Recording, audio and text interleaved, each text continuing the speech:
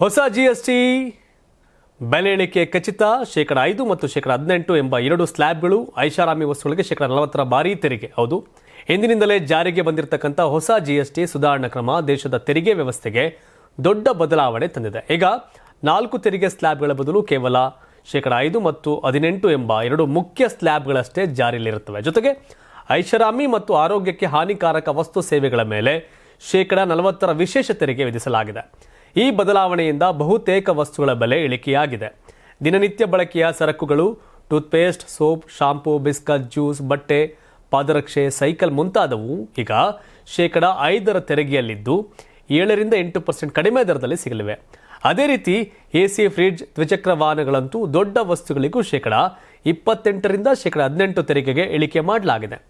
Insurance premium ಸಹ 5% ಇಳಿದಿದೆ. ಆದರೆ ಸಿಗರೇಟ್, ತಂಬಾಕು, pan masala, online betting, gaming ಮತ್ತು ಡೈಮಂಡ್, ಹವಳದಂತಹ ಐಷಾರಾಮಿ ವಸ್ತುಗಳು 40% ಭಾರಿ ತೆರಿಗೆಗೆ ಒಳಗಾಗಲಿವೆ.